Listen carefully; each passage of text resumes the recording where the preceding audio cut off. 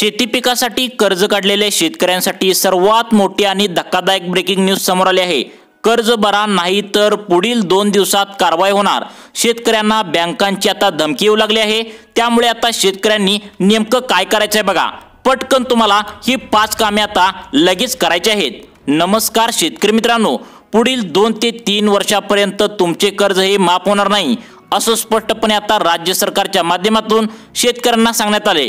असं जेव्हा आता बँकांना कळालं आहे तेव्हा बँका आता शेतकऱ्याच्या डायरेक्ट घरी येऊन धमकावू लागले आहेत की 2 दिवसात आता कर्ज जे आहे तर ते कर्ज भरा, अन्यथा तुमच्यावर कारवाई करण्यात येईल असं बँका आता धमकावू लागले आहेत। मग आता शेतकऱ्यांसमोर मोठा प्रश्न आता पडला आहे की नेमका आम्ही आता काय करावे। सरकार तर आता 2 ते 3 वर्ष कर्ज माफ करणार नाही, स्पष्टपणे त्यांनी तसं सांगितलंय। मग आता तुमच्याजवळ तर पैसे नाहीत शेतकरी मित्रांनो, मग आता तुम्ही बँकांना कसं हँडल करायचं याचीच माहिती तुम्हाला या व्हिडिओच्या माध्यमातून आता मिळणार आहे। शेतकरी मित्रांनो, काल आमच्या शेजारच्या एका शेतकरी मित्राला बँकेचा फोन आला। ती बँक होती जिल्हा सहकारी मध्यवर्ती बँक। या बँकेतून फोन आलेल्या त्या अधिकाऱ्याने डायरेक्ट शेतकऱ्याला धमकावायला सुरुवात केली। 2 दिवसाच्या आतमध्ये तुम्ही कर्ज भरा, अन्यथा तुमची जमीन जप्त करण्यात येईल। बघा, तुमची जमीन जी आहे तर ती जप्त करण्यात येईल असं बँकेचे अधिकारी धमकावू लागले। तसेच तुमच्यावर डायरेक्ट आता कारवाई सुद्धा करण्यात येईल। तर यावर आम्ही त्या अधिकाऱ्यांना जशा प्रकारे सांगितलं तशा प्रकारे तुम्ही जर आता बँकांना तुमच्या सांगितलं तर तुम्हाला सुद्धा मोठा दिलासा मिळणार आहे। त्या अधिकाऱ्यांना सुद्धा ते व्यवस्थित पटणार आहे, त्यानंतर ते कॉल करायचे सुद्धा बंद होतील। तर बघा, ज्यावेळी आमच्या शेजारच्या शेतकऱ्याला या जिल्हा सहकारी बँकेचा फोन आला की तुम्ही मागील 3 वर्ष झालं अजिबात कर्ज फेडला नाही आणि जर करता तुम्ही 2 दिवसाच्या आतमध्ये जर तुम्ही कर्ज नाही फेडला तर तुमच्या जमिनीवर जप्ती आणण्यात येईल व तुमच्यावर कारवाई करून जेल सुद्धा दाखवली जाईल, अशा प्रकारची धमकी आल्यानंतर त्या बँकेच्या मॅनेजरला या शेतकऱ्याने जे सांगितलं ते ऐकून तुम्हाला सुद्धा खूप आनंद होणार आहे। तुम्ही पण अशा प्रकारे जर बँकांना जर बोलला तर तुमचं सुद्धा बँक ऐकणार आहे। आता बघा शेतकरी मित्रांनो, बँका तुमच्यावर कारवाई करू शकतात का? तुम्हाला जेलमध्ये त्या घालू शकतात का?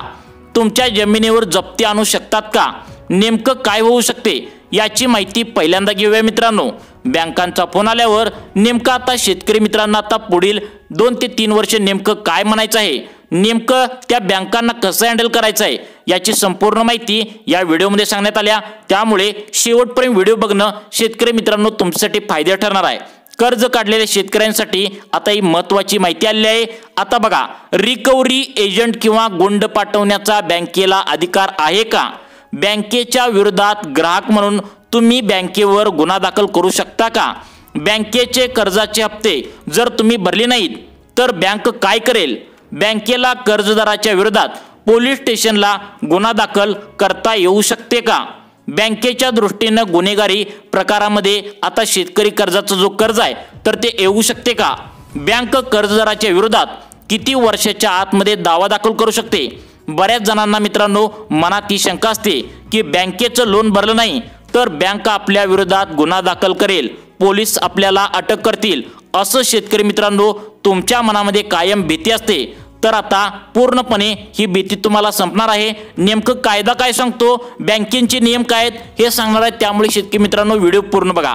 शेतकरी मित्रांनो, एक गोष्ट या ठिकाणी तुम्ही लक्षात ठेवा, तुम्ही बँकेचं कर्ज घेतलाय म्हणजे तुम्ही गुन्हेगार नाही आहे, तुम्ही कोणावर अत्याचार सुद्धा केलेला नाही, तुम्ही असं कोणतेही कृत्य केलं नाही, त्यामुळे तुम्ही अजिबात घाबरून जाण्याचं कोणतंही कारण नाही शेतकरी मित्रांनो।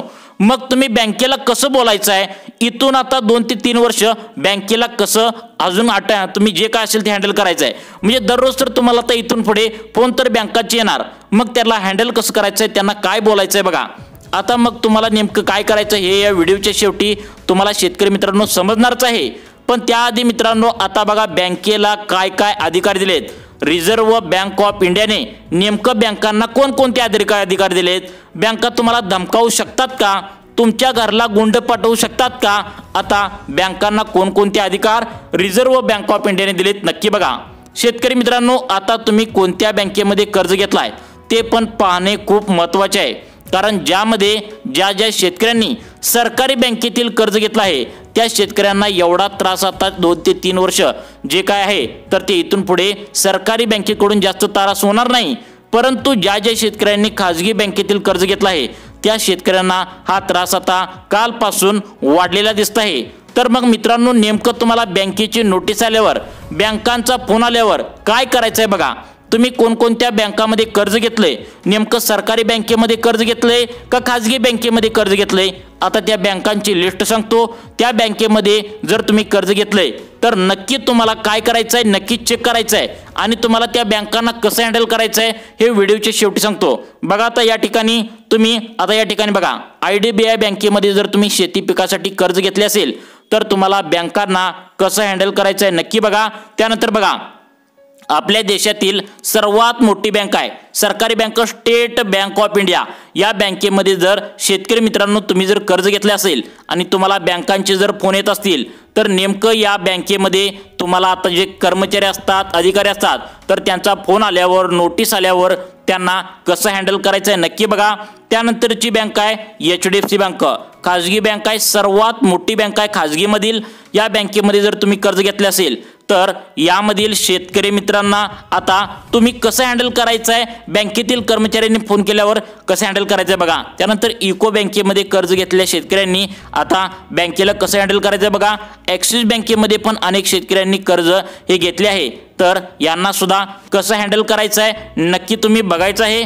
त्यानंतर बघा, बँक ऑफ बडोदामध्ये कर्ज घेतलेल्या शेतकऱ्यांनी आता बँकेला कसं हँडल करायचं आहे बघा। 2 ते 3 वर्ष आता कर्ज माफ होणार नाही असं सांगितलंय। त्यानंतर बघा, बँक ऑफ इंडिया ही सुद्धा सरकारी बँक आहे।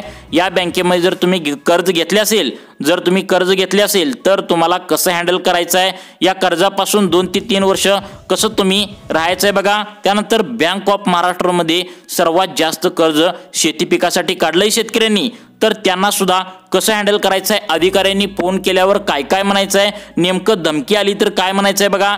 त्यानंतर कॅनरा बँक, तर तुम्ही यामध्ये कर्ज घेतला असेल तर काय करायचं आहे बघा। त्यानंतर सेंट्रल बँक ऑफ इंडिया, यामध्ये शेतकऱ्यांनी कर्ज घेतला असेल तर काय करायचं आहे बघा। त्यानंतर इंडियन बँकेमध्ये जर कर्ज तुम्ही घेतले असेल तर तुम्हाला नेमकं काय करायचं आहे बघा। त्यानंतर यामध्ये सर्वात जास्त शेतकऱ्यांनी कर्ज घेतले बघा, जिल्हा सहकारी बँक। तुमच्या जिल्ह्यानुसार तुम्ही सहकारी बँकेतील कर्ज घेतले असेल तर तुम्हाला काय करायचं आहे बघा, कारण जवळजवळ थकीत कर्ज जे आहे तर ते 600 कोटी या जिल्हा सहकारी बँकेमध्ये आता आहे। तर या बँकेच्या वरिष्ठ अधिकाऱ्यांनी आता सर्व खालच्या अधिकाऱ्यांना ऑर्डर दिली आहे की आता बँक उठण्याच्या तयारीत आहे। रिझर्व्ह बँक ऑफ इंडियाने आता बघा, रिझर्व्ह बँक ऑफ इंडिया ती सर्वांची बँक असते, तर त्या बँकेने जिल्हा सहकारी बँका ज्या आहेत त्या जिल्ह्याच्या, तर त्यांना नोटीस सुद्धा पाठवली आहे की लवकरात लवकर शेती पिकासाठी कर्ज काढले शेतकऱ्यांचं कर्ज भरून घ्या असं आता सांगितलंय वरिष्ठ अधिकाऱ्यांनी।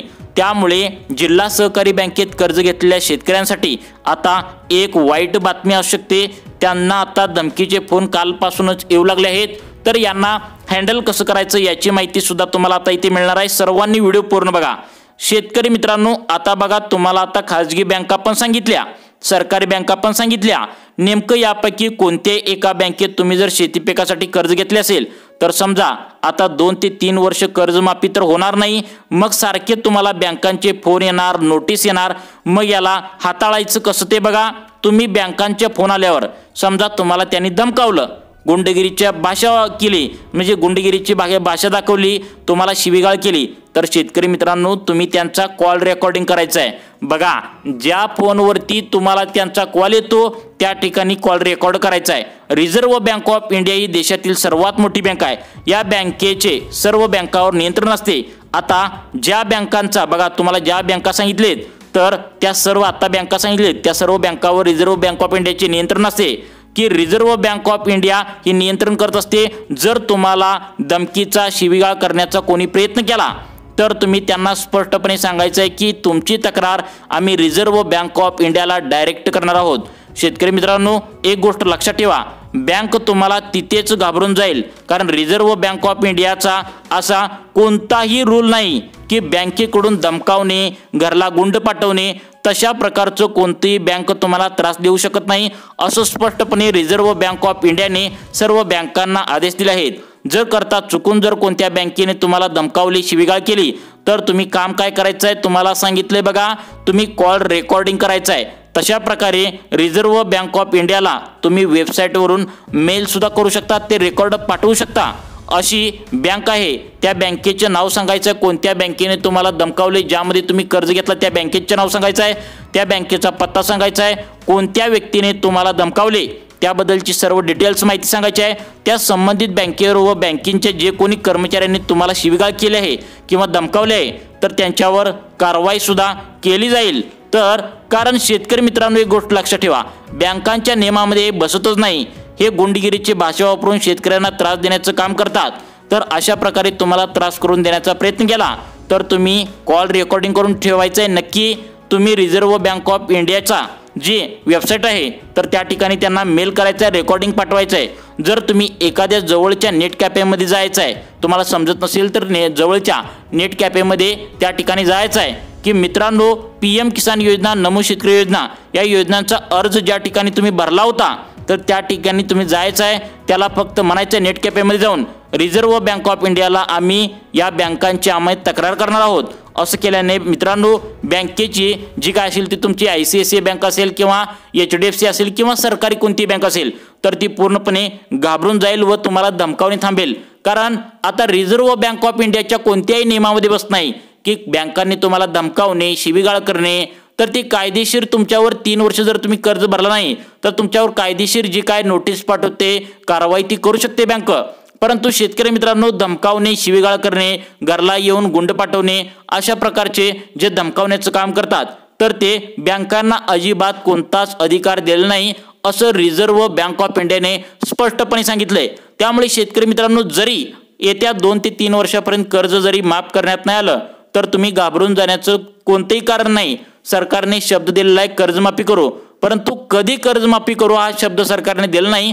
परंतु शेतकरी आपण आंदोलन काढतोय, त्यासमोर मोर्चा काढतोय, तर यामुळे कर्जमाफी लवकरात लवकर करेल अशी आशा आपण धरायची आहे। परंतु शेतकरी मित्रांनो, या ठिकाणी तुम्ही अजिबात चुकीचे पाऊल अजिबात उचलू नये असं सुद्धा आता आवाहन करण्यात आले।